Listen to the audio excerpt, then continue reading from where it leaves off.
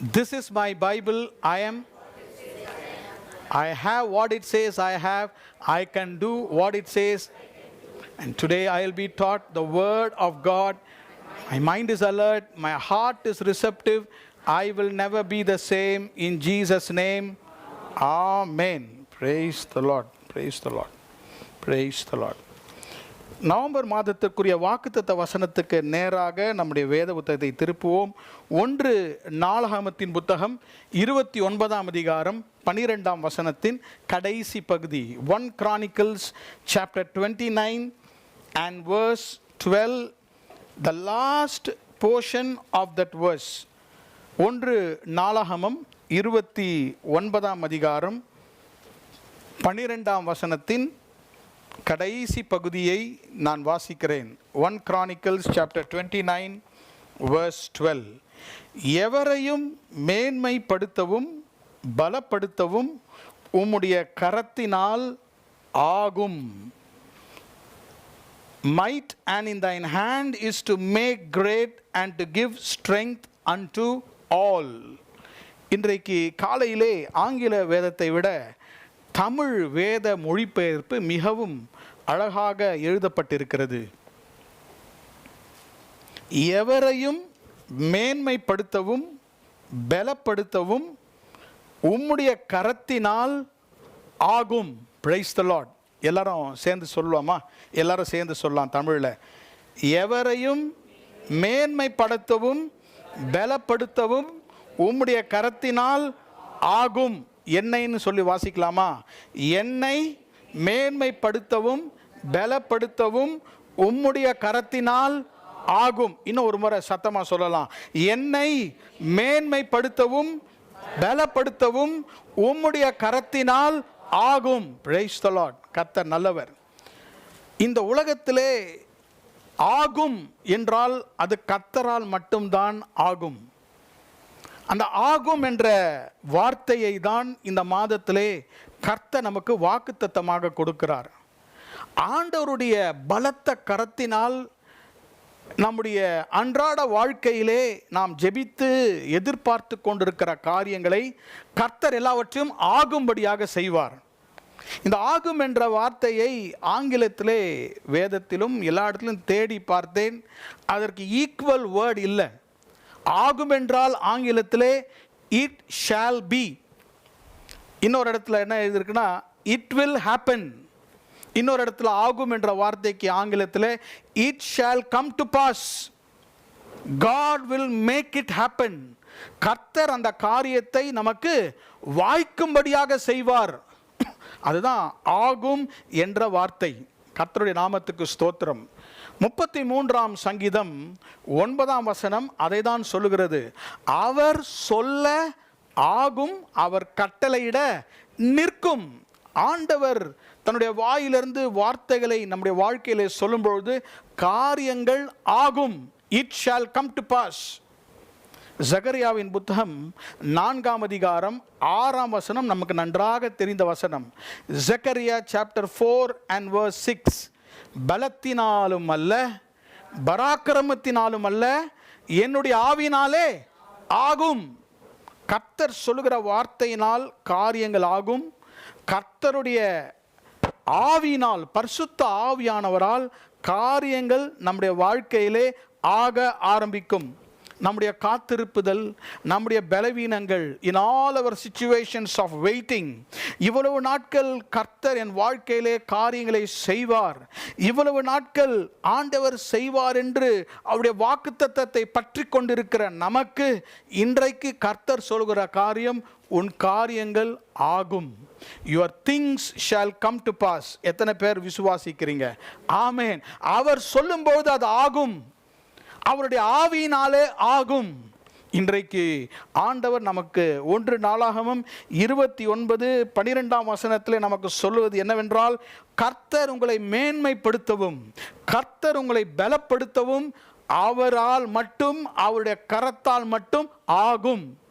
இது எந்த அளவுக்கு நம்ம விசுவாசிக்கிறோமோ அந்த அளவுக்கு கர்த்தர் காரியங்களை வாய்க்க செய்து காரியங்களை நம்ம வாழ்க்கையிலே நிறைவேற்றுவார்.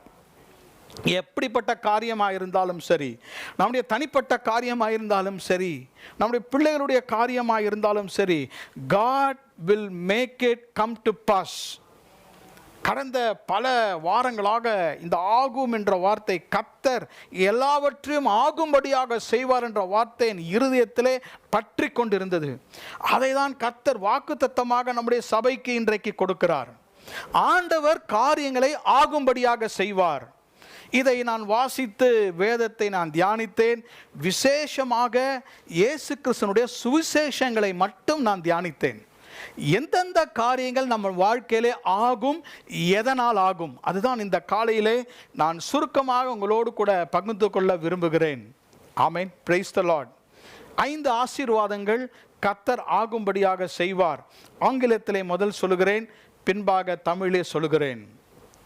What are the blessings that God will make it to happen? Number 1, abundant blessings. Number 2, absolute blessings in our life. Number 3, able blessings in our life. Number 4, ascending blessings in our life. Number 5, assured blessings in our life. தமிழிலே சொல்லுகிறேன், கர்த்தர் நம்முடைய வாழ்க்கையிலே ஆகும் என்ற காரியங்கள் என்னென்ன? மிகுந்த ஆசீர்வாதத்தை அவர் ஆக கடவது என்று சொல்லுகிறார். முழுமையான ஆசீர்வாதத்தை நம்முடைய வாழ்க்கையிலே ஆகும்படியாக செய்கிறார். வல்லமையான காரியங்களை, ஆசீர்வாதங்களை கர்த்தர் செய்கிறார். உயர்த்துகின்ற காரியங்களை கர்த்தர் செய்கிறார். கடைசியாக உறுதியான ஆசீர்வாதத்தை கர்த்தர் நம்முடைய வாழ்க்கையிலே ஆகும்படியாக செய்கிறார். மறுபடியும் நான் சொல்லுகிறேன், abundant blessings, absolute blessings, able blessings, ascending blessings and assured blessing. மிகுந்த ஆசீர்வாதம், முழுமையான ஆசீர்வாதம், வல்லமையான ஆசீர்வாதம், நம்மை உயர்த்தும் ஆசீர்வாதம், உறுதியான ஆசீர்வாதம். இந்த சிந்தனைகள் எல்லாம் என்னிடத்திலிருந்து வந்த சிந்தனைகள் அல்ல, ஆகும் என்ற ஆசீர்வாதங்களுடைய வசனங்களிலிருந்து வந்த சிந்தனைகள். கர்த்தருடைய நாமத்துக்கு ஸ்தோத்திரம். அப்படி என்றால் இது எப்படி என் வாழ்க்கையிலே ஆகும்? 5 சந்தர்ப்பங்களை இந்த ஆசீர்வாதங்களோடு கூட உங்களோடு கூட நான் பகிர்ந்து கொள்ள விரும்புகிறேன். முதலாவதாக, எது நம்முடைய வாழ்க்கையிலே எப்படி ஆகும்? மத்தேயு எழுதின சுவிசேஷம் 8ஆம் அதிகாரம், Matthew's Gospel chapter 8. மத்தேயு 8ஆம் அதிகாரம் 13ஆம் வசனத்தை நான் உங்களுக்காக வாசிக்க போகிறேன். Matthew's Gospel chapter 8, மத்தேயு 8ஆம் அதிகாரம் 13ஆம் வசனம். பின்பு இயேசு 100க்கு அதிபதியை நோக்கி, நீ போகலாம், உன் விசுவாசத்தின்படியே உனக்கு ஆக கடவது என்றார். அந்த நாழிகையிலே அவன் வேலைக்காரன் சொஸ்தமானான். The first blessing, I call it abundant blessing, மிகுந்த ஆசீர்வாதம். இயேசு 100க்கு அதிபதியை பார்த்து இந்த காரியம் ஆகும் என்று சொல்லுகிறார். I want to underline that Tamil word. ஆக கடவது. எப்படி ஆகும்? என் வாழ்க்கையிலே கர்த்தர் எப்படி, how will God perform? ஆண்டவர் இந்த காரியத்தை என் வாழ்க்கையில் எப்படி ஆகும்படியாக செய்வார்? உன் விசுவாசத்தின்படியே உனக்கு ஆக கடவது. கர்த்தருடைய நாமத்துக்கு ஸ்தோத்திரம். இந்த விசுவாசத்தின்படியே ஆக கடவது என்று சொல்லும் பொழுது, அதே நாழிகையிலே அந்த 100க்கு அதிபதியினுடைய வேலைக்காரன் சொஸ்தமானான். கர்த்தருடைய நாமத்துக்கு ஸ்தோத்திரம். இந்த பகுதி 5ஆம் வசனத்திலிருந்து நீங்கள் 13ஆம் வசனம் வரைக்கும் வாசித்தால் இந்த சந்தர்ப்பத்தை அறிந்து கொள்ளலாம். 100க்கு அதிபதி, a centurion came to Jesus. 100க்கு அதிபதி இயேசுவினிடத்திலே வருகிறார். இயேசுவினிடத்திலே வந்து என்ன சொல்லுகிறார்? ஆண்டவரே, என் வேலைக்காரன் வீட்டிலே திமிர்வாதமாய் கிடந்து கொடிய வேதனைப்படுகிறான். அப்போ இயேசு அவனை பார்த்து சொன்னார், நான் வந்து அவனை சொஸ்தமாக்குவேன். I will come and heal him. அதற்கு 100க்கு அதிபதி சொன்னார், ஆண்டவரே, நீர் என் வீட்டிற்குள் பிரவேசிக்க நான் பாத்திரம் அல்ல, ஒரே ஒரு வார்த்தை மாத்திரம் சொல்லும், அப்பொழுது என் வேலைக்காரன் சொஸ்தமாவான். 9ஆம் வசனத்தில் மிக அருமையான ஒரு சத்தியத்தை அந்த நூற்றுக்கு அதிபதி சொல்லுகிறார். நான் அதிகாரத்துக்கு கீழ்ப்பட்டவனாயிருந்தும் எனக்கு கீழ்ப்படுத்திருக்கிற சேவகரும் உண்டு. நான் ஒருவனை போ என்றால் போகிறேன், மற்றொருவனை வா என்றால் வருகிறான், என் வேலைக்காரனை இதை செய் என்றால் செய்கிறான் என்றான். இயேசுவை பார்த்து இந்த நூற்றுக்கு அதிபதி ஒரு முக்கியமான காரியத்தை சொல்லுகிறார். எதை குறித்து என்றால் அதிகாரத்தை குறித்து. He is talking about authority. இவர் யார் என்றால் இவர் நூற்றுக்கு அதிபதி. அப்படி என்றால் he had 100 soldiers under him. அவனுக்கு கீழாக 100 போர் சேவகர்கள் இருந்தார்கள். 100 பேரை அவன் ஆண்டு கொண்டான். காரணம், அவன் 100 பேரை நடத்தின வழி எது? அதிகாரம். அவனுக்குள்ளாக ஒரு அதிகாரம் இருந்தது. இந்த அதிகாரம் என்னவென்றால், அவர்களை காலையிலே அசெம்பிள் பண்ண வேண்டும் என்றால் எல்லாரும் 100 பேரும் வருவார்கள். அந்த 100 பேரும் அவர்கள் ட்ரில் பண்ண வேண்டும், அந்த 100 பேரும் பயிற்சி அடைக்க வேண்டும் என்று வாயை திறந்து சொன்னால் அவர்கள் செய்வார்கள். காரணம், அவன் வாயின் வார்த்தையிலே அதிகாரம் இருந்தது. இப்போ இயேசுவை பார்த்து இவர் என்ன சொல்கிறார்? ஆண்டவரே, எனக்கு மேலே ஒரு அதிகாரம் உண்டு, அந்த அதிகாரத்துக்கு கீழ்ப்பட்டு இருக்கிறேன். எந்த அதிகாரம்? எனக்கு ஒரு அப்பாயின்மெண்ட் கொடுத்துருக்குறாங்க. ஐ ஆம் எ சென்ச்சுரியன். எனக்கு ஒரு அப்பாயின்மெண்ட், எனக்கு ஒரு அதிகாரத்தை கொடுத்து எனக்கு கீழாக 100 பேரை கொடுத்திருக்கிறார்கள். நான் அதிகாரமாக சொல்லுகிறேன், அவன் கீழ்ப்படுகிறான். வா என்றால் வருவான், போ என்றால் அவன் போவான். காரணம், எனக்கு அதிகாரம் எனக்கு இருக்கிறது. ஏன் இதை இயேசுவிடம் சொன்னான்? இவனுக்கு ஒரு காரியம் ஆக வேண்டும். என்ன ஆக வேண்டும்? என் வீட்டிலே ஒரு சுகம் வர வேண்டும். என் வீட்டிலே இருக்கிற வேலைக்காரன் திமிர்வாதமாக இருக்கிறான், அவன் மிகவும் வேதனைப்படுகிறான். I want Jesus to do immediately. ஆண்டவராக இயேசு கிறிஸ்துவை துன்பப்படுத்தாமல் அவரிடத்திலிருந்து ஒரு ஆசீர்வாதத்தை பெற்றுக்கொள்ள வேண்டும். நன்றாக கவனியுங்கள். ஆகவே தான் இயேசுவை பார்த்து சொல்லுகிறார், எனக்கே இப்படிப்பட்ட அதிகாரம் இருக்கிறது. The authority that I have is a delegated authority. என்னுடைய ஹையர் அஃபீஷியல்ஸ் எனக்கு அதிகாரத்தை கொடுத்துருக்குறாங்க. they have delegated to me. அப்போது எனக்கு ஒரு டெலிகேட்டட் அத்தாரிட்டி இருக்குது, உம்மிடத்தில் டிவைன் அத்தாரிட்டி இருக்குது. உம்மிடத்தில் ஒரு தெய்வீக அதிகாரம் இருக்கிறது இயேசுவே. அது என்ன தெய்வீக அதிகாரம்? நான் ஒரு வார்த்தை சொன்னால் வேலைக்காரன் வருகிறான், ஆனால் நீர் ஒரு வார்த்தையை சொன்னால் என் வேலைக்காரன் சொஸ்தமாவான். நான் ஒரு வார்த்தையை சொன்னால் வேலைக்காரன் வருவான், இயேசு ஒரு வார்த்தையை சொன்னால் வேலைக்காரன் சொஸ்தமாவான். விளங்குதா உங்களுக்கு? ஆண்டவராகிய இயேசு கிறிஸ்து இந்த நூற்றுக்கு அதிபதிக்கு என்ன சொன்னார்? ரொம்ப அழகாக சொல்லுகிறார். நீ போகலாம், நீ விசுவாசித்தபடியே உனக்கு ஆக கடவது.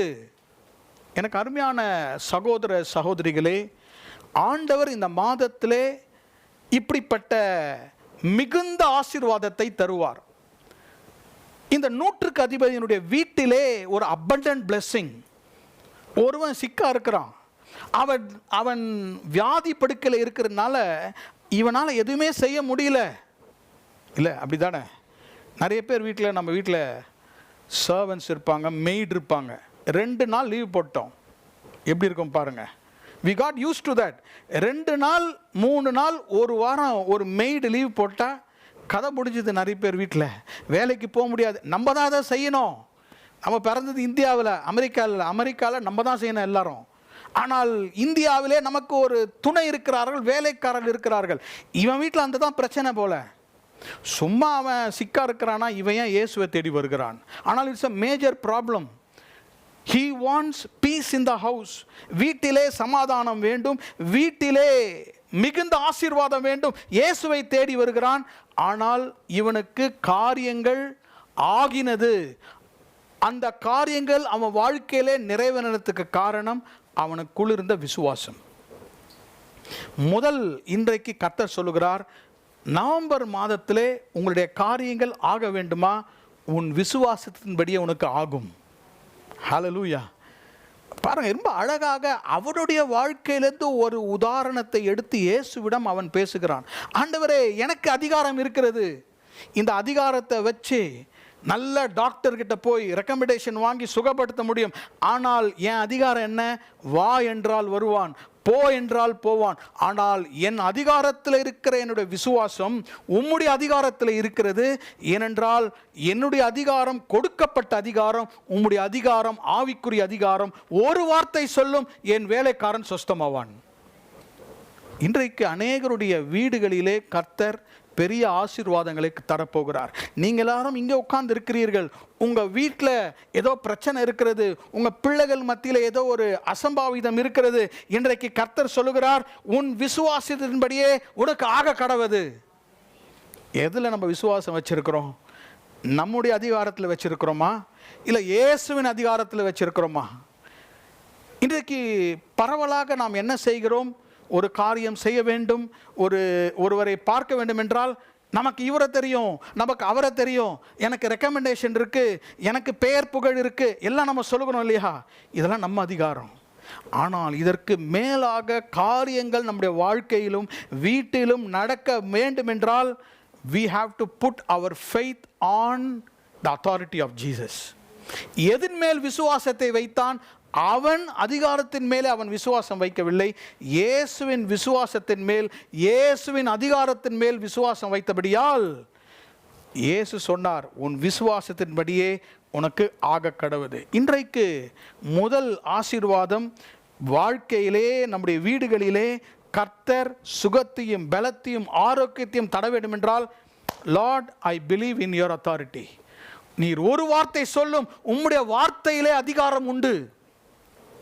ஆமென். என்னைக்கு நம்முடைய விசுவாசம் நம்முடைய சுயத்திலிருந்து, நம்முடைய அதிகாரத்திலிருந்து அவருடைய அதிகாரத்துக்கு திரும்புகிறதோ, அன்றைக்கு உங்கள் விசுவாசத்தினால் அற்புதங்களையும் அடையாளங்களையும் உங்களால் காண முடியும். நவம்பர் மாதத்திலே கர்த்தர் அதை செய்வார். இதை கேட்டுக்கொண்டிருக்கும் ஒவ்வொருவரையும் பார்த்து ஆண்டவர் சொல்லுகிறது, உங்கள் வாழ்க்கையில் இந்த காரியங்கள் ஆகும். டிஸ்டர்பன்சஸ் அட் ஹோம், அவர் வீட்டில் டிஸ்டர்பன்ஸ், ஆண்டவரே என் வீட்டை ஆசீர்வாதம் உள்ள வீடாக மாற்றும். ஆண்டவரே இதற்கு ஒரே வழி என்ன? எனக்கு அதிகாரம் இருக்கிறது, ஆனால் என் விசுவாசம் அதிகாரத்தின் மேல் இருக்கிறது. முதல் காரியம் abundant blessing, வீட்டிலே மிகுந்த ஆசீர்வாதம். இதற்கு என்ன காரணம்? உங்கள் விசுவாசத்தின்படியே உங்களுக்கு ஆகும். ஆமேன். எல்லாரும் சொல்லாமா? என் விசுவாசத்தின்படியே எனக்கு ஆகும். எல்லாரும் சத்தமா சொல்லுங்க, என்னுடைய விசுவாசத்தின்படியே எனக்கு ஆகும். கர்த்தர் உங்களை ஆசீர்வதிப்பார். இரண்டாவது ஆகும் காரியங்கள், the second performance of Jesus. மத்தேயு எழுதின சுவிசேஷம் 15ஆம் அதிகாரம், Matthew chapter 15. I'm going to read verse 28. மத்தேயு 15ஆம் அதிகாரம் 28ஆம் வசனத்தை வாசிக்கிறேன். இயேசு அவளுக்கு பிரதியுத்தரமாக, ஸ்திரீயே, உன் விசுவாசம் பெரியது, நீ விரும்புகிறபடி உனக்கு ஆக கடவது. ஹல்லேலூயா. நீ விரும்புகிறபடி உனக்கு ஆக கடவது. இன்றைக்கு கர்த்தர் நமக்கு கொடுத்திருக்கிற வாக்குத்தத்தம் ஆகும். முதலாவதாக எப்படி ஆகும்? உன் விசுவாசத்தின்படியே ஆகும். ரெண்டாவது எப்படி ஆகுமா? உன்னுடைய விருப்பத்தின்படியே ஆகும். நம்முடைய வாழ்க்கையில் நிறைய விருப்பங்கள் இருக்கின்றன, பலவிதமான விருப்பங்கள் இருக்கின்றன. ஆண்டவர் அந்த விருப்பத்தை முழுமையாக நம்முடைய வாழ்க்கையில் நிறைவேற்றுவார். That's why I call it absolute blessing. முழுமையாக கர்த்தர் நம்முடைய விருப்பத்தை நிறைவேற்றுவார். 21ஆம் வசனம் முதல் 28ஆம் வசனம் வரை ஒரு ஸ்திரீ இயேசுவிடம் வருகிறாள். அந்த ஸ்திரீ யார் என்றால் கானானிய ஸ்திரீ. she is from Canaan. 21ஆம் வசனத்தை வாசிக்கிறேன்.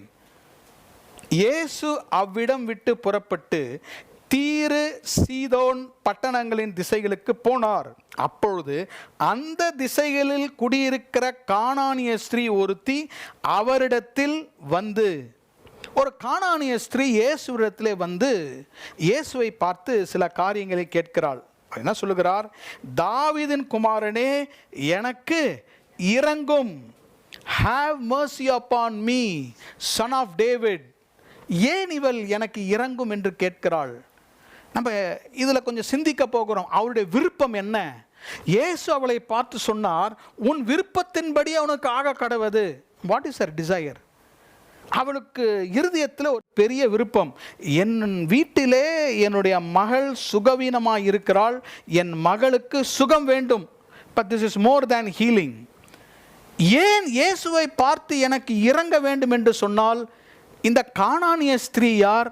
இந்த கானானியர்களை குறித்து இயேசு என்ன சொல்லுகிறார்? 24ஆம் வசனத்தில், காணாமல் போன ஆடுகளாகிய இஸ்ரவேல் வீட்டாரிடத்திற்கு அனுப்பப்பட்டேன் என்று மற்றபடி அல்ல.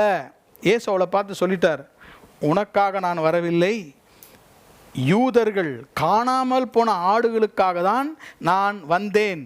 26ஆம் வசனம் பாருங்க, பிள்ளைகளின் அப்பத்தை எடுத்து நாய்க்குட்டிகளுக்கு போடுகிறது நல்லதல்ல. இயேசு அவளை பார்த்து என்ன சொல்கிறார்? நீங்களாம் நாய்க்குட்டிகளை போல இருக்கிறீங்க. யூதர்கள் எல்லாம் யூதர்கள் அல்லாதவர்களை என்ன கூப்பிட்டார்கள்? டாக்ஸ் என்று கூப்பிட்டார்கள். பேலன்ஸ் பிளெஸிங் தான் அவங்களுக்கு கொடுப்பாங்க. அப்போ இயேசு இவளை பார்த்து 2 காரியத்தை சொல்லுகிறார். நீ பாருமா, கானானிய ஸ்திரீயே, நீ வேற ஒரு ஊர்லேருந்து வந்திருக்கிற, நீ யூதன் அல்ல, நான் யூதர்களுக்காக வந்திருக்கிறேன். ஒருவேளை பிள்ளை எங்களுடைய அப்பத்தை எடுத்து நான் உனக்கு கொடுக்க முடியாது. உபாகமத்தின் புத்தகம், let me give you a cross reference. உபாகமத்தின் புத்தகம் 7ஆம் அதிகாரம் 2ஆம் வசனத்தில் கானானியரை குறித்த ஒரு குறிப்பை இவள் இயேசுவுக்கு மறைமுகமாக சொல்லுகிறாள். உபாகமம் 7ஆம் அதிகாரம் 2ஆம் வசனத்தை வாசிக்கிறேன். உன் தேவனாகிய கர்த்தர் அவர்களை உன்னிடத்தில் ஒப்பு கொடுக்கும்போது அவர்களை முறியடித்து அவர்களை சங்காரம் பண்ண கடவாய், அவர்களோடே உடன்படிக்கை பண்ணவும் அவர்களுக்கு இறங்கவும் வேண்டாம். 1ஆம் வசனத்தில் கானானியர் இது இருக்கு. ஆண்டவர் என்ன சொல்லிட்டாரு? கானானியருக்கு ஒரு நாளும் இறங்காதீங்க, இறக்கப்படாதீர்கள். அதை தான் இங்கே அந்த ஸ்திரீ சொல்லுகிறார், தாவீதின் குமாரனை எனக்கு இறங்கும். அந்த நாட்களில் ஆண்டவர் எழுதி வைத்து விட்டார், கானானியருக்கு நீங்கள் இறக்கப்பட வேண்டாம் என்று. ஆனால் இயேசுவே, எனக்கு ஒரு வாஞ்சை இருக்கிறது, can you please have mercy on me. எங்களுக்கு இரக்கமில்லாத கானானியர்கள், ஆனாலும் நீர் எங்களுக்கு இறங்கும்.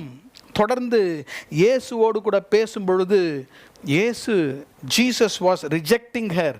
23ஆம் வசனம், அவளுக்கு பிரதியுத்தரமாக அவர் ஒரு வார்த்தையும் சொல்லவில்லை. ஒரு பெரிய வாஞ்சையோடு கூட வந்திருக்கிறார்.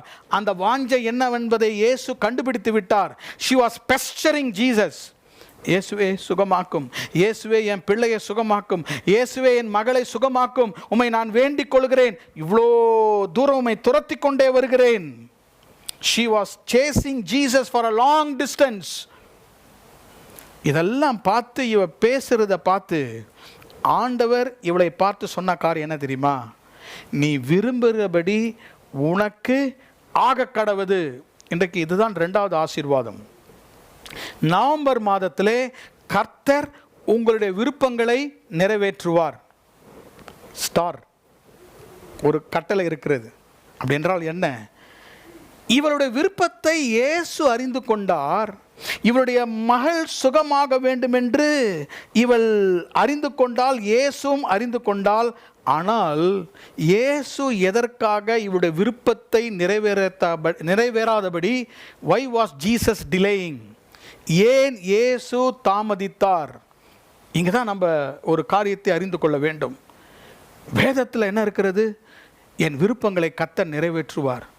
ஒரு விருப்பத்தோட கர்த்தர் நிறைவேற்றலையே, இதுக்கு என்ன காரணம்? வசனம் சொல்லுகிறதே. இவள் இயேசுவிடம் வந்தபோது இவள் பேசின காரியம் எல்லாம் விருப்பம்தான். she was just looking at Jesus for things, desperate for things to happen. எனக்கு இந்த விருப்பம், என்ன உயர்த்தணும், எனக்கு வேலை கிடைக்கணும், நான் ஃபாரின் போகணும், என் பொண்ணு நல்லா இருக்கணும், இதுதான் இவ கேட்டுட்டு இருந்தான். தவிர இயேசு டிலே பண்ணிகிட்டே இருந்தாள். இயேசுவும் பேசலை, இவளை பேச வைத்து கொண்டே இருந்தார். நம்ம நிறைய பேசிகிட்டே இருப்போம், அவர் பேசாமல் சும்மா இருப்பார். நம்ம விருப்பத்தை ஜெபம் பண்ணிக்கொண்டே இருப்போம், அவர் மௌனமாக இருப்பார். அநேகருடைய வாழ்க்கையில் அது நடந்திருக்கும். he always keeps quiet.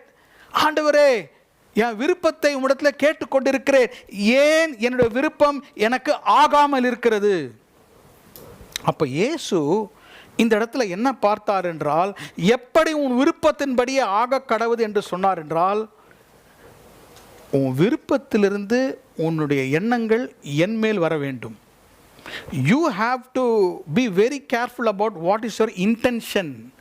இந்த விருப்பத்திற்கு பின்பாக உன்னுடைய நோக்கம் என்ன? அப்போ நீ என்ன செய்வ? நீ வருவ, நான் ஆசீர்வாதம் உன் பிள்ளைகளை சுகமாக்கணும்னா நீ பாட்டு போயிடுவியா? நான் தான் அதை செய்வேன் என்பதை என்மேல் நீ நம்பிக்கை வைக்க வேண்டும். அப்போ நம்முடைய வாழ்க்கையிலே ஆண்டவர் தாமதமாகிறதுக்கு காரணம் என்னென்றால், He always purifies our motives. எதற்காக கேட்கிறோம்? எந்த விருப்பத்தை வேணாலும் கர்த்தர் நிறைவேற்றுவாரா? எந்த காரியத்தை கேட்டாலும் நிறைவேற்றுவாரா? நிறைவேற்றுவார். ஆனால் அந்த விருப்பத்திற்கு பின்பாக என்ன மோட்டிவ், எதற்காக கேட்கிறோம்? அவங்கள விட நான் நல்லா இருக்கணும் அப்படின்னு கேட்டிங்கன்னா விருப்பத்தை நிறைவேற்ற மாட்டார். அது சொல்லுவார், டோன்ட் கம்பேர் அண்ட் கான்ட்ராஸ்ட். உனக்கு எதற்கு இந்த விருப்பம் வேண்டும்? இன்றைக்கு கர்த்தர் நம்மை பார்த்து என்ன சொல்லுகிறார் என்றால், your desire whatever it is be directed unto Jesus. எந்த அளவுக்கு இந்த ஸ்திரீ இயேசுவின் முகத்தை பார்க்கிறார் என்பதை இயேசு கொஞ்ச நேரம் வெயிட் பண்ணி டிலே பண்ணார். சிம்பிளாக எளிய முறையில் நான் சொல்ல வேண்டும் என்றால், ஆண்டவர் நம்முடைய விருப்பத்தின்படி காரியங்களை ஆகப்படுத்த வேண்டும் என்றால் நம்முடைய விருப்பத்தை சொல்லிவிட்டு நம்முடைய கவனம் எல்லாம் இயேசுவின் மேல் போக வேண்டும். Focus your attention not on the things but on him. விருப்பத்தை நிறைவேற்றுவர் மேல் நம்முடைய கண்கள் போகும் பொழுது உடனடியாக இயேசு சொன்னார், உன் விருப்பத்தின்படி உனக்கு ஆக கடவுது. இந்த மாதத்திலே நான் சொல்லுகிறேன், ஆண்டவரே என்னுடைய நோக்கங்களை சுத்திகரியும், பியூரிஃபை மை மோட்டிவ். இதுதான் என்னுடைய விருப்பம். இயேசு உங்களை பார்த்து சொல்லுகிறார், முழுமையாக உன் விருப்பத்தை உனக்கு நிறைவேற்றுவேன். Absolutely, I will fulfill the desire that you want. எத்தனை பேருக்கு உங்கள் விருப்பங்கள் நிறைவேற வேண்டும்? ஆமென். நிறைய விருப்பம் இருக்குது, எல்லையில்லாத விருப்பங்கள் இருக்கின்றன.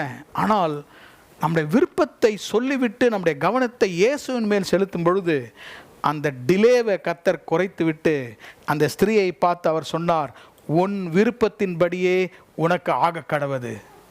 ஆகும். எப்படி ஆகும்? விசுவாசத்தின்படியே ஆகும். ரெண்டாவது, விருப்பத்தின்படியே ஆகும். மூன்றாவது ஒரு காரியத்தை சொல்ல விரும்புகிறேன்.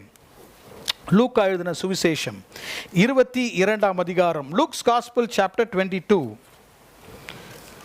லூக்கா 22ஆம் அதிகாரம் 42ஆம் வசனத்தை வாசிக்கிறேன். அடுத்த காரியம் எப்படி ஆகும்? லூக்கா 22ஆம் அதிகாரம் 42ஆம் வசனம். பிதாவே, உமக்கு சித்தமானால் இந்த பாத்திரம் என்னை விட்டு நீங்கும்படி செய்யும். ஆயினும் என்னுடைய சித்தத்தின்படி அல்ல, உம்முடைய சித்தத்தின்படியே ஆக கடவது. விசுவாசத்தின்படியே காரியங்கள் ஆகும். விருப்பத்தின்படி காரியங்களை கர்த்தர் ஆகும்படியாக செய்வார். மூன்றாவதாக எப்படி செய்வார்? அவருடைய சித்தத்தின்படியே காரியங்கள் ஆகும். இன்றைக்கு கர்த்தர் இந்த நவம்பர் மாதத்திலே நமக்கு கொடுக்கிற வாக்குத்தத்தம், உங்கள் வாழ்க்கையிலே ஆசீர்வாதங்கள் ஆக கடவது. இயேசு கிறிஸ்து கெத்செமனே தோட்டத்திலே தம்முடைய பிதாவை நோக்கி ஜெபிக்கிற ஒரு ஜெபம். பிதாவை நோக்கி அவர் ஜெபம் பண்றார். ஆண்டவரே, பிதாவே, உமக்கு சித்தமானால் இந்த பாத்திரம் என்னை விட்டு நீங்கும்படி செய்யும். ஆயினும் என்னுடைய சித்தம் அல்ல, உம்முடைய சித்தத்தின்படியே ஆக கடவது என்று ஆண்டவரை பார்த்து அவர் ஜெபம் பண்ணினார். இந்த இடத்துல ஆண்டவருடைய சித்தம் நம்முடைய வாழ்க்கையிலே நிறைவேறும் பொழுது வல்லமையான ஆசீர்வாதங்களை நம்மால் பார்க்க முடியும். இயேசு கிறிஸ்துவின் வாழ்க்கையிலே ஒரு பலனை கர்த்தர் கொடுத்தார். 43ஆம் வசனம். அப்பொழுது வானத்திலிருந்து ஒரு தூதன் தோன்றி அவரை பலப்படுத்தினான். இந்த வசனத்தை வாசிக்கும் பொழுது நான் யோசித்தேன், இயேசு பலவீனமாக இருந்தாரா? Why did angel come down and strengthened Jesus? இயேசு இந்த உலகத்திற்கு அனுப்பப்பட்டது சிலுவையிலே மரிக்கும்படியாக. That was God's eternal plan. அவருடைய வாழ்க்கையில் இதுதான் ஆண்டவருடைய ஒரு திட்டமாக இருந்தது. கெத்செமனே தோட்டத்துக்கு வந்து விட்டார். அவருடைய சரீரத்திலிருந்து அவர் ஜெபம் பண்றார். ஏன்னா அந்த சிலுவையிலே அவர் தான் பாடுபட வேண்டும். He has to go through suffering. He has to go through sacrifice. அவர் சரீரத்திலே பாடுபட வேண்டும். அவர் தம் சரீரத்தை தியாகமாக கொடுக்க வேண்டும். 2 சித்தத்தை குறித்து இயேசு அங்கே சொல்லுகிறார். ஒரு சித்தம் என்ன? அவருக்குள்ளாக இருந்த ஒரு சித்தம். 2வது ஒரு சித்தம் என்ன? பிதாவினுடைய சித்தம். நன்றாக இதை நாம் அறிந்து கொள்ள வேண்டும். One is our will, another is God's will. இயேசு அந்த இடத்துல சொல்லுகிறார், இந்த பாத்திரம் என்னை விட்டு நீங்கும்படி. பாத்திரம் சஃபரிங், கப் ஆஃப் சஃபரிங். ஒரு பாடுகள் அவரிடத்திலே வரப்போகிறது. அவருடைய சித்தம் என்ன? அவருடைய மாம்சம் என்ன சொல்லுது? கிராஸுக்கு போகாமலே மேலே வந்துடுவா. அவர் சொல்லியிருக்க மாட்டார். ஆனால் ஒருவேளை அவர் மாம்சம் சொல்லியிருக்கோம். என்னுடைய சித்தம் என்ன சொல்லுகிறது? இந்த பூமியில் இருக்கும் என் சரீரம் என்ன சொல்லுகிறது? அற்புதத்தெல்லாம் செஞ்சிட்டேன், இந்த சஃபரிங்ஸை மாத்திரம் கொஞ்சம் எடுத்துருங்களேன். அந்த சிலுவையில் என் சரீரம் போனால் ஆணி அடிப்பாங்க, முள்முடி சுமத்துவார்கள், பல வேதனைகள், ரத்தம் சிந்த வேண்டும். இதெல்லாம் சொல்லிவிட்டு அவர் என்ன சொல்லுகிறார்? என்னுடைய சித்தம் அல்ல, உம்முடைய சித்தத்தின்படியே ஆக கடவுது. Let it be done according to your will. அப்போ இதை பார்க்கும்போது நம்ம என்ன யோசித்துக்கிறோன்னா, Jesus was wrestling with God's will and his will. போராடுகிறார் என்று நினைக்கிறோம். நமக்காக தான் அதை எழுதி வைத்திருக்கிறார். Jesus was not wrestling there. அங்கே போராட்டத்தின் ஜபம் அல்ல, அங்கே இருக்கிற ஜபம், அங்கே இருக்கிற வார்த்தைகள் அவருடைய சித்தத்தின்படியே ஆக கடவுது என்று சொல்லும்போது என்னவென்றால், he was overcoming resistance with reverence to God. எதிர்ப்பை, அவர் சரீரம் கொடுக்கிற எதிர்ப்பை ஆண்டவருடைய பயபக்தியினால் தன்னை கர்த்தருக்கு ஒப்பு கொடுத்தார். அப்பொழுது ஒரு வல்லமையான ஆசீர்வாதம் வந்தது. கர்த்தர் அவரை பலப்படுத்தினார். கவனிக்கிறீங்களா? இருக்கிறீங்களா எல்லாரும்? ஒரு சில கண் அப்படி கண் மூடுற மாதிரி இருக்கு. நம்முடைய வாழ்க்கையிலே இந்த சரீரம் ஒவ்வொரு நிமிஷம் ஏதாவது ஒன்று சொல்லிக்கிட்டே இருக்கும். இந்த மாம்சம் இருக்கு பாருங்க, நம்முடைய பாடி, நம்முடைய flush will always be giving you cues and clues and all ideas. அது என்ன சொல்லும்? இந்த மாதிரி நீ செஞ்சு பாரு, இந்த மாதிரி செய்யு, இப்படி எழுதுனா நம்ம மேலே வந்துடலாம், இப்படிலாம் நம்ம போகணும்னு இந்த வழிகளை நம்முடைய சித்தத்தின்படி இந்த மாம்சம் சொல்லிக்கொண்டே இருக்கும். ஆனால் இது உலகத்தினுடைய திட்டம். நம்முடைய வாழ்க்கையிலே கர்த்தருடைய திட்டம், கர்த்தருடைய ஆசீர்வாதம் வல்லமையாக வெளிப்பட வேண்டும் என்றால் நாம் கர்த்தருடைய சித்தத்திற்கு நம்மை ஒப்பு கொடுக்க வேண்டும். இயேசு பிதாவுடைய சித்தம், பிதாவுடைய திட்டத்திற்கு தம்மை ஒப்பு கொடுத்தார். ஆமென். நம்ம வீட்டில் பிள்ளைங்க இருக்கிறாங்களா? அருமையான பிள்ளைகள்லாம் உட்காந்துருக்காங்க. Very very good young people. பிரச்சனையே நம்ம சொல்கிறத கேட்க மாட்டாங்களே, சொல்கிறத கவனிக்கவே மாட்டாங்க. இன்னைக்கு பெற்றோர்களுக்கு பிரச்சனை படிக்க மாட்டான் பாஸ்டர், அந்த பிரச்சனை இல்லை, சொல்கிறத கேட்க மாட்டாங்க. சாரி யங் பீப்புள், கோச்சுக்காதீங்க மேலே. எங்கள் வேதனையை நான் சொல்கிறேன், பெற்றோர்கள் வேதனையை சொல்கிறேன். சொல்கிற பேச்சை கேட்க மாட்டாங்க பாஸ்டர், இதுதான் என் காதில் விழுந்துகிட்டே இருக்கு. அப்போ என்ன நடக்குதுன்னா, நம்மளை பார்த்து சொல்கிறாங்க, என் சித்தத்தின்படி நீ செய். இல்லைடா தம்பி, நாங்கள் இப்படிலாம் வளர்ந்தோம், அதெல்லாம் உங்கள் காலம், நீங்கள் வளர்ந்தா நான் என்ன கர்த்தர் ஆசீர்வச்சிருக்கிறார், நான் இப்படி தான் இருப்பேன். அப்போ நீ செய்கிற தப்பு கர்த்தருடைய சித்தம் இல்லையே. அப்போது இன்னைக்கு அவங்க மனதில் ஒரு காரியம் என்ன சொல்லுகிறது? இங்கே இருக்கிற யங் பீப்புளுக்கு எல்லாருக்கும், எனக்கும் சேர்த்து தான் சொல்கிறேன், அவங்க மனதில் என்ன சொல்லுதுன்னா, come out of the boundary. அவங்களுக்கு பவுண்ட்ரியே கிடையாது, ஒரு எல்லையே கிடையாது. எல்லைக்கு வெளியே தான் ஃபங்க்ஷன் பண்ண நினைக்கிறாங்க. பள்ளிக்கு செல்ல வேண்டும், காலேஜுக்கு செல்ல வேண்டும், வேலைக்கு செல்ல வேண்டும், இப்படி தான் ஒர்க் பண்ண வேண்டும், இப்படி தான் செய்ய வேண்டும், இதுன்னு சொல்லிட்டு ஒரு வரையறு இருக்குது இல்லையா, ஒரு லிமிட்டேஷன். இப்போ இந்த பவுண்ட்ரிலாம் கிறுக்கி போட்டாங்க, எந்த பவுண்ட்ரியும் கிடையாது, என்ன வேணால் செய்யலாம். அப்படி தானே? நான் சொல்கிறது கரெக்ட் தானே? ஒரு பேங்க்குக்கு போனேன், நான் பேங்க்குக்கு இப்படி தான் ட்ரெஸ் பண்ணிட்டு போனேன். ஒரு தலையே வராமல் ஷார்ட்ஸ் போட்டு டிஷர்ட் போட்டு பேங்க் வந்தார். எங்கே போகிறார் இவர்? பார்க்குக்கு போகிறாரா, பேங்க்குக்கு போகிறாரா? அவரும் காசு எடுத்தார், என்ன மாதிரி அவரும் நல்லா போனார். அப்போது எப்படி வேணால் போகலாம் போல், எப்படி வேணால் செய்யலாம். காலையில் பிரேக்ஃபாஸ்ட் அப்போ டின்னர் சாப்பிட்லாம், ராத்திரி சாப்பிட வேணாம், mid night 1 o'clock 2 o'clock order பண்ணி சாப்பிட்லாம். ஒரு பவுண்ட்ரியே இல்லை, இப்போது ஒரு வரையறம்பு இல்லை. இதுதான் இன்றைக்கி இருக்கிற பிரச்சனை. நீங்கள் போடுற வட்டத்துக்குள்ளாக நான் இருக்க மாட்டேன். இதுதான் எல்லா இது பிரச்சனையே தான். ஆமாம், நீங்கள் இப்படி சொல்வீங்க, இப்படி சொல்வீங்க, என் வாழ்க்கையை நீங்கள் கெடுக்குறீங்க, நான் இப்படி தான் இருக்க போகிறேன். இருந்துட்டு போங்க, என்ன பண்ணுறது? பட போகிற கஷ்டம் நீங்கள் தான் பின்பாக. இப்போ இயேசுவை பார்த்து பாருங்கள், இயேசு என்ன சொல்லுகிறார்? ஆண்டவரே, எனக்கு ஒரு சித்தம் இருக்கிறது, என் வாழ்க்கையை நான் இப்படி தான் நடத்தணும்னு நினைக்கிறேன். அப்போ இயேசு சொன்னார், இல்லை ஆண்டவரே, பிதாவே, உம்முடைய சித்தத்தின்படியே ஆக கடவுது. இயேசுவே அவருடைய பிதாவுக்கு கீழ்ப்படிந்திருந்தார்.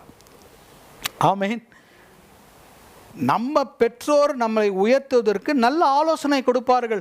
நம்ம என்ன நினைக்கிறோம்? இவங்க என்னை கண்ட்ரோல் பண்ணுறாங்க, இவங்க என்னை செய்ய விட மாட்டாங்க, முன்னாலே செஞ்சுட்டு சொல்லுவேன். இது ரொம்ப ஆபத்தானது, மிக மிக ஆபத்தானது, வெரி வெரி டிஃபிகல்ட். இப்போ என்னுடைய வயதில் நிறைய பேர் உட்காந்துருக்கீங்க, நிறைய ஜெனரேஷன்ஸ் பார்த்துருக்குறோம். அந்த மாதிரி பெற்றோருடைய செவி சாய்க்காமல் இருக்கிறவர்களெல்லாம் அவங்க லைஃப் பர்பஸை வாழாமல் போயிருக்கிறார்கள். கஷ்டம்தான், கசப்பான மருந்து மாதிரி தான் இருக்கும், கீழ்ப்படிவதற்கு கஷ்டமாக இருக்கும். ஏன் கஷ்டமாக இருக்குன்னா, வேறு சத்தம் உள்ளே பேசிக்கிட்டே இருக்குது. கீழ்ப்படியாத, உங்கள் அம்மா அப்பாவா பழைய காலத்து ஏதாவது சொல்லுவாங்க, பைபிள் படி பைபிள் படின்னுவாங்க. இப்போ வேறு லேட்டஸ்ட்டாக என்ன சொல்கிறாங்க? பைபிள் எழுதினியா, பைபிள் எழுதினியா, பாஸ்டர் கேட்பார். பெரிய தலைவலிடா. மார்னிங் சர்வீஸும் கட் அடிக்க முடியல. இல்லை, அதான் நடக்கிறது தான் சொல்கிறேன் நான். அப்போது இன்றைக்கி இருக்கிற வாலிப பிள்ளைகளுக்கு நான் சொல்லுகிறேன், உங்களுக்கு ஒரு வல்லமையான எதிர்காலம் வேண்டுமென்றால் ஆண்டவருடைய சித்தத்திற்கு உங்களை ஒப்பு கொடுங்க, ஆண்டவருக்கு கீழ்ப்படிங்க. நான் சொல்லுகிறேன், கர்த்தர் உங்களை அபிரதமாக பல மடங்கு ஆசீர்வதிப்பார். எதிர்காலம் மிக கொடிய காலம். எதிர்காலத்தில் வேலை இல்லாத காரியங்கள், எதிர்காலத்திலே பயங்கரமான அசுத்தங்களை நாம் பார்க்க போகிறோம். அதிலே இங்கே இருக்கிற ஒவ்வொரு சண்டே ஸ்கூல் பிள்ளைகள், வாலிபர்கள், நீங்கள் முத்துக்கள் மாதிரி வர வேண்டும். நீங்கள் நிற்க பயில வேண்டும். You should know to face life. சவால்களை சந்திக்க கர்த்தர் உங்களுக்கு உதவி செய்வார். உங்களுடைய சித்தத்தின்படியே ஆக கடவுது. ஆண்டவருடைய சித்தத்தின்படியே எனக்கு ஆக கடவுது. ஆமீன். எல்லாம் வாலிப பிள்ளைகள்லாம் சத்தமாக சொல்லுவீங்களா? கர்த்தருடைய சித்தத்தின்படி ஆக கடவுது. பெரியவங்க சொல்லாதீங்க, நம்ம பிள்ளைங்க மாத்திரம் சொல்லிட்டையும். கர்த்தருடைய சித்தத்தின்படி ஆக கடவுது. கர்த்தர் உங்களை ஆசீர்வதிப்பார். கெட்ட குமாரன் மாதிரி இருக்காதீங்க. அவன் வீட்டில் இருந்தான், எல்லாம் இருந்தது, அவனுக்கு பிடிக்காத காரியம் அவன் அப்பா தான் கண்ட்ரோல் பண்ணிக்கிட்டே இருப்பார். இதை செய்யாத, வெளியே போனால் இஷ்டமாக இருக்கலான்னு போயிட்டான். ஆனால் கடைசியில் அப்பா கிட்ட தான் வந்தான், எல்லாத்தையும் இழந்துட்டு வந்துட்டான். இன்றைக்கி கர்த்தர் அவருடைய சித்தத்தின்படியே நமக்கு ஆக கடவும்படியாக செய்வார். 4வது ஆகிற காரியம், லூக்கா எழுதின சுவிசேஷம் 1ஆம் அதிகாரம், லூக்ஸ் காஸ்பிள் சாப்டர் 1. லூக்கா எழுதின சுவிசேஷம் 1ஆம் அதிகாரம் 38ஆம் வசனத்தை வாசிக்கிறேன். Look chapter 1 and verse 38. அதற்கு மரியாள், இதோ நான் ஆண்டவருக்கு அடிமை, உம்முடைய வார்த்தையின்படியே எனக்கு ஆக கடவது. மே it happen according to your word. உன் விசுவாசத்தின்படியே ஆக கடவது, உன்னுடைய விருப்பத்தின்படியே ஆக கடவது. 3வது உம்முடைய சித்தத்தின்படியே ஆக கடவது. 4வது உம்முடைய வார்த்தையின்படியே என்னுடைய வாழ்க்கையிலே ஆக கடவது. மரியாள், கன்னியாக இருந்த மரியாளுக்கு தேவதூதன் தோன்றி, நீ கர்ப்பவதியாகி ஒரு குமாரனை பெறுவாள் என்று தீர்க்க தரிசனத்தை அவளுடைய வாழ்க்கையிலே கொடுத்தாள். அவள் அப்படியே விசுவாசித்தாள். அந்த தேவதூதன் கொடுத்த வாக்குகள், அந்த தேவதூதன் கொடுத்த வார்த்தைகளை அவள் அப்படியே விசுவாசித்தாள். She just asked the angel how it will happen. அது எப்படி நடக்கும், நான் புருஷனை அறியனே என்று அவள் கேட்டாள். பாருங்க, திடீரென்று அவளை நோக்கி ஒரு தேவதூதன் வருகிறாள். அவளுக்குள்ளாக ஒரு குழந்தை உருவாக போகிறது. அவர்தான் ஆண்டவராகிய இயேசு கிறிஸ்து என்று அந்த தேவதூதன் சொன்னாள். அந்த இடத்துல ரொம்ப அருமையான காரியம். அவ வாழ்க்கையில் அந்த காரியங்கள் ஆக வேண்டும் என்றால், உம்முடைய வார்த்தையின்படியே என் வாழ்க்கை ஆக கடவுது. சில வசனங்களுக்கு முன்பாக, few verses முன்பாக நீங்க போனீங்கன்னா, ஜகரியா என்ற ஒரு ஆசாரியன் இருந்தான். அந்த ஜகரியாவுக்கும் தேவதூதன் வந்து என்ன சொன்னார்? உனக்கு ஒரு குமாரன் பிறப்பான் என்று சொல்லும் பொழுது ஜகரியா அவ்விசுவாசித்தான். he disbelieved. அந்த தேவதூதனுடைய வார்த்தையை அவன் அவ்விசுவாசித்தான், நம்பவில்லை. என்ன கேட்டார் தெரியுமா? ஜகரியா தேவதூதனை பார்த்து, எனக்கு ஒரு அடையாளத்தை தாரும், எனக்கு இந்த வயோதிப காலத்திலே ஒரு ஆசீர்வாதத்தை நீ தருவீர் என்ற ஒரு அடையாளத்தை தாரும். இந்த மாதிரி அடையாளம் கேட்டால் நல்ல அடையாளத்தை கர்த்தர் கொடுத்தார். என்ன அடையாளம்? வாயின் மேல் பேசவே மாட்டேன், நல்ல அடையாளத்தை கொடுத்தார். You will never talk until the baby is born.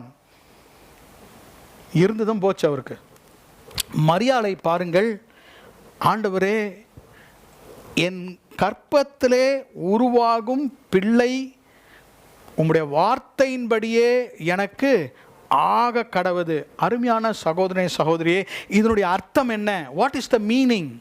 இது இது இது எப்படிப்பட்ட ஆசீர்வாதம்? மேலிருந்து நம்மை உயர்த்துகிற ஆசீர்வாதம். எங்கேயோ ஒரு நாசரேத் ஊரிலே, மரியாள் பாவம் நிறைந்த நாசரேத் ஊரிலே வாழ்ந்து கொண்டிருந்த இந்த மரியாளுக்கு ஒரு ஆசீர்வாதம் வருகிறது. மேலிருந்து ஒரு ஆசீர்வாதம் வருகிறது. எப்படி ஆசீர்வாதம்? உன்மேல் பரிசுத்த ஆவியானவர் நிழலிடுவார். The Holy Ghost shall brood over you. மேலிருந்து ஒரு ஆசீர்வாதத்தை உனக்கு தருகிறேன். எப்பொழுது? கர்த்தாவே உம்முடைய வார்த்தையின்படியே ஆக கடவுது. அப்போ அந்த இடத்துல பார்க்கும் பொழுது எப்படி அந்த வார்த்தையின்படி ஆக கடவுது என்றால், look at the speed of her submission. ஆண்டவருக்கு அவள் தன்னை ஒப்பு கொடுத்ததனுடைய வேகத்தை நீங்கள் பார்க்கும்படியாக கேட்டுக்கொள்கிறேன். தேவதூதன் வீட்டுக்குள்ளாக வந்து ஒரு தீர்க்க தரிசனத்தையும் வார்த்தையும் தருகிறாள். உடனடியாக என்ன கேட்டால், என்ன சொன்னால்? நீர் சொன்ன வார்த்தையின்படியே ஆக கடவுது. ஒரு 2 days டைம் கொடுங்க, நாளைக்கு நான் கேட்டு சொல்கிறேன், எங்கள் அப்பா அம்மாட்ட கேட்டு சொல்கிறேன். she didn't buy time. நேரம் கேட்கல, மனதில் சந்தேகமே இல்லை. ஆண்டவருடைய வார்த்தை இருக்கிறது, இந்த வார்த்தையின்படியே என் வாழ்க்கையிலே ஆகும். she was very very fast to submit herself. எந்த கர்த்தருடைய பிள்ளை கர்த்தருக்கு எவ்வளோ சீக்கிரம் கர்த்தருடைய வார்த்தைக்கு அர்ப்பணிக்கிறார்களோ அவ்வளோ சீக்கிரம் அவங்க மேலே பரிசுத்த ஆவியானவருடைய உயர்ந்த ஆசீர்வாதங்கள் வரும்.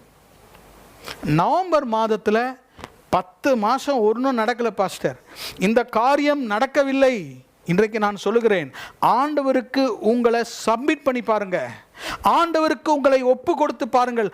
ஆண்டவரே நான் உம்முடைய அடிமை, அதான் சொல்லுகிறாள். Lord, I am your servant. நான் ஒரு thine handmaid. நான் கர்த்தருக்கு அடிமை. உம்முடைய வார்த்தையின்படி ஆகும்.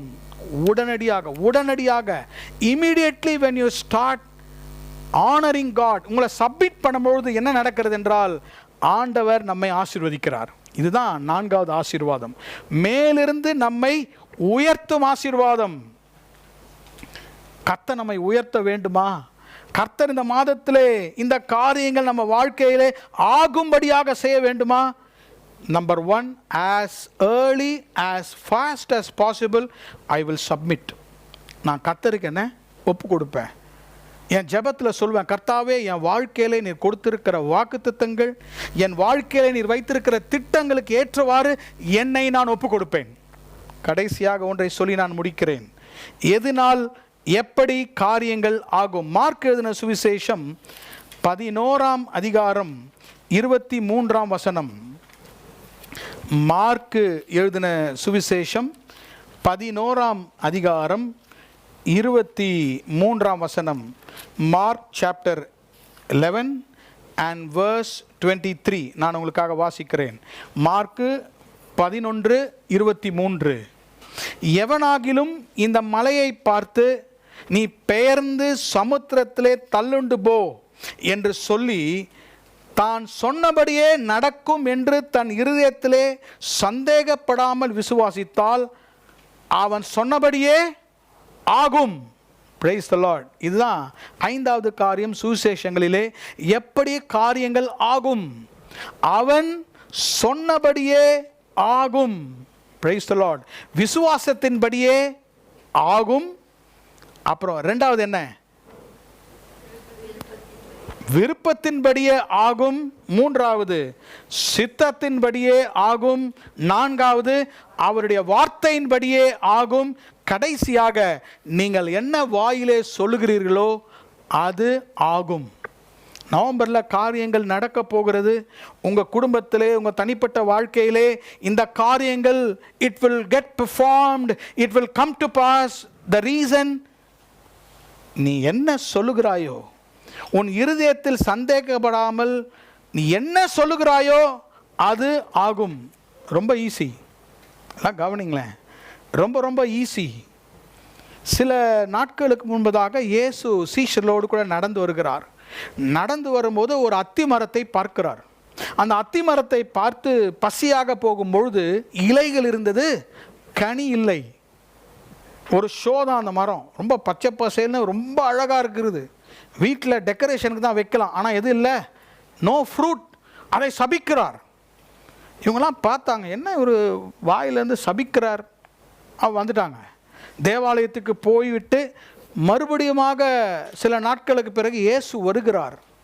இவங்கெல்லாம் பார்த்தாங்க, இந்த மரம் பட்டு போயிருக்கே. கொஞ்ச நாள் முன்னால் இயேசு தம் வாயிலிருந்து இதை சபித்தார், இன்றைக்கு பார்த்தா பட்டு போயிருக்கு. இவங்களாம் இயேசுவை பார்த்து சொல்கிறாங்க. 21ஆம் வசனம், பேதுரு நினைவு கூர்ந்து அவரை நோக்கி, ரபி, நீ சபித்த அத்திமரம் பட்டு போயிற்று என்றான். என்ன இயேசுவே, நீங்கள் வாயை தந்து சொல்கிறீங்க, அந்த மரம் பட்டு போயிற்றே. இயேசு அப்போது தான் 23 சொல்லுகிறார். நமக்கு விளக்க நேரமில்லை. இயேசு என்ன சொன்னார்?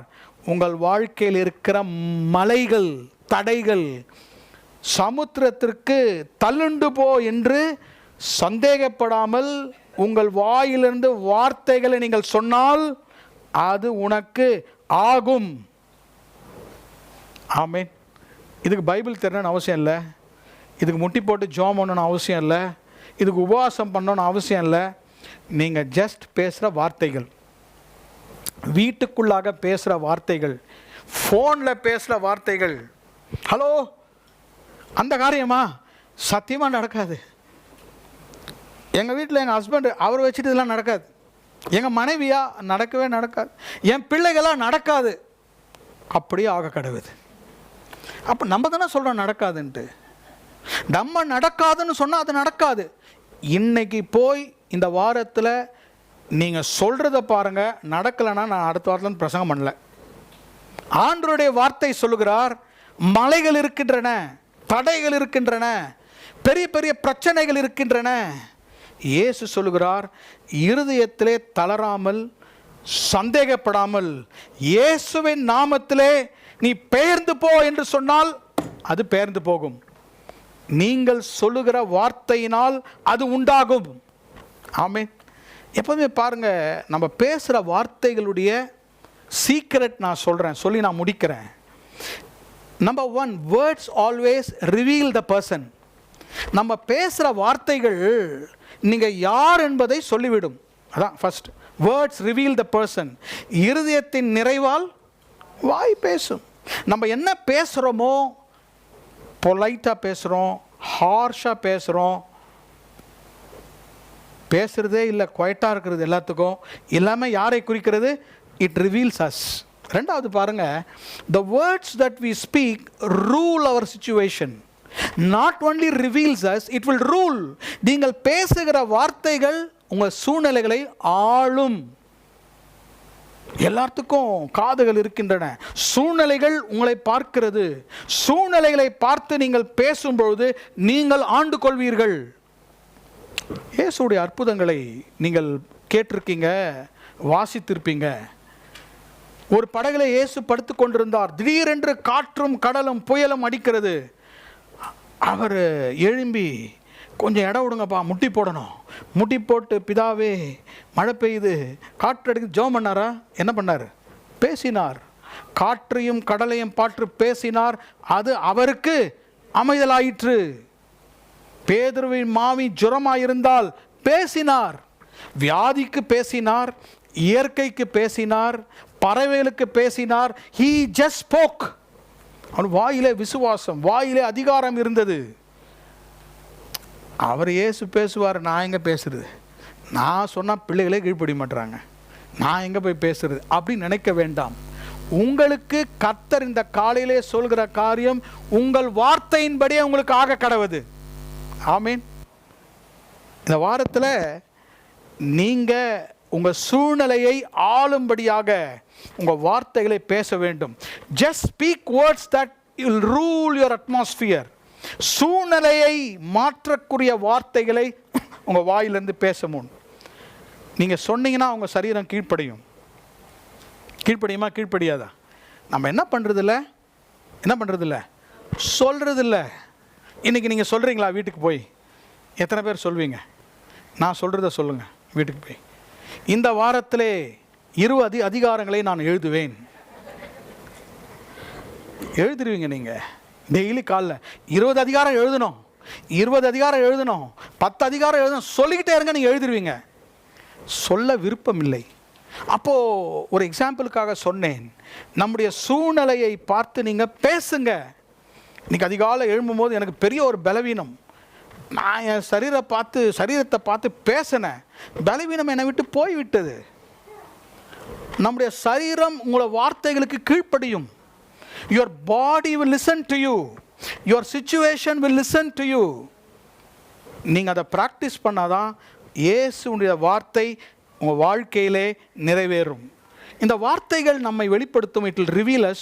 these words will rule. மூணாவது, these words will release God's power. வார்த்தைகளை பேசும்பொழுது தான் நம்முடைய இருதயத்திலிருந்து ஜீவ ஊற்றுகள், நீதிமொழிகள் 18:21, ஜீவ ஊற்றுகள் இருதயத்திலிருந்து புறப்படும். சகோதரனே, சகோதரியே, உங்களுடைய சொல்லிலே வல்லமை உண்டு, உங்கள் வார்த்தையிலே வல்லமை உண்டு. ஆமேன். சாத்தியக்கூறுள்ள வார்த்தைகளை பேசுங்கள். லிமிட் பண்ணிக்கங்க. பவர்ஃபுல் வேர்ட்ஸை நீங்கள் பேசுங்க. நான் சொல்லுகிறேன், நவம்பர் மாதத்திலே காரியங்கள் உங்களுக்கு ஆகும். கர்த்தர் உறுதியான ஆசீர்வாதத்தை கர்த்தர் உங்களுக்கு தருவார். ஆமேன். 1 நாளாகமத்தின் புத்தகம் நாம் வாசித்த முதல் வசனம் இல்லையா? 1 நாளாகமம் 29 அதிகாரம் 12 வசனம். I am just summing up the message. எவரையும் மேன்மைப்படுத்தவும் பலப்படுத்தவும் உம்முடைய கரத்தினால் ஆகும். விசுவாசத்தினாலே ஆகும், விருப்பத்தினாலே ஆகும், சித்தத்தினாலே ஆகும், கர்த்தருடைய வார்த்தையினால் ஆகும். நீங்கள் வாயிலிருந்து சொல்லுகிற வார்த்தையினாலே காரியங்கள் ஆகும். இதான் 5 சீக்ரெட்ஸ். இந்த வாக்குத்தத்தம் உங்களோட வாழ்க்கையிலே நிறைவேற. கண்களை மூடி நாம் ஜெபிப்போம். Praise the Lord. எழும்பி நிற்போமா? இந்த செய்தியை ஒரு முறை கூட நீங்கள் உங்களுடைய நோட்ஸை நீங்கள் பாருங்கள்.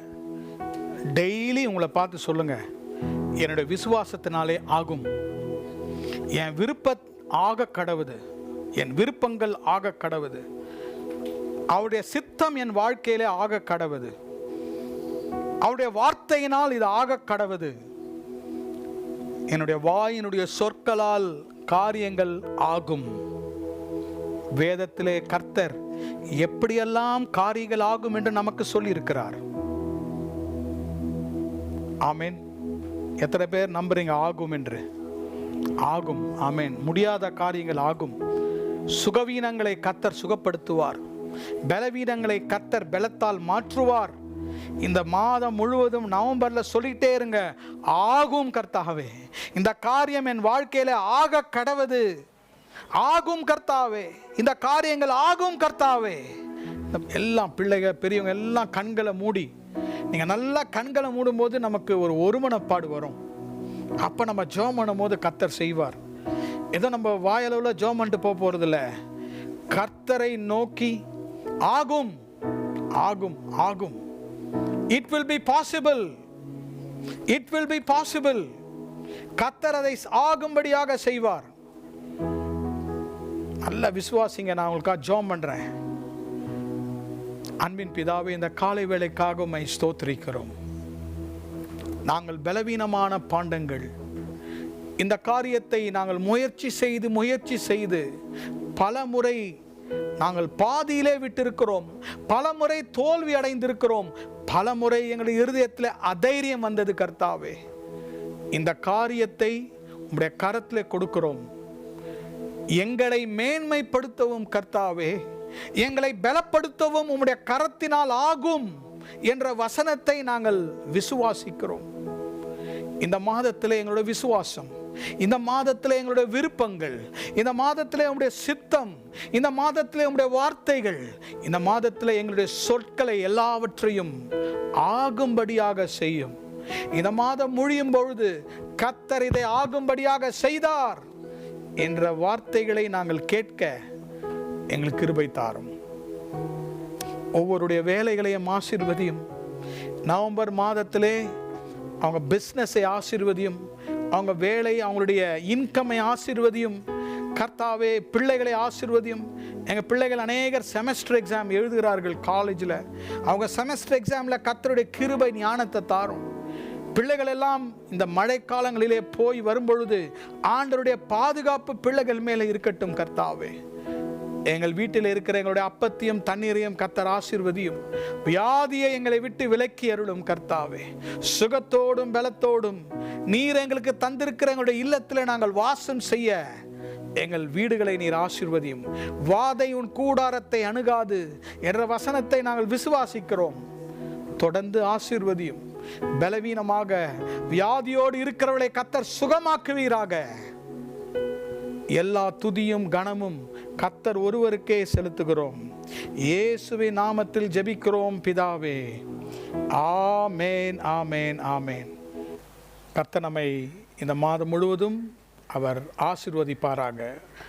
கர்த்தராகிய இயேசு கிறிஸ்துவினுடைய கிருபையும் பிதாவாகிய தேவனுடைய அன்பும் பரிசுத்த ஆவியானவருடைய அந்யோன்ய ஐக்கியமும் இந்த மாதம் முழுவதும் ஒவ்வொரு குடும்பத்தாரோடும் இன்றும் என்றும் சதா காலங்களிலும் இருப்பதாக.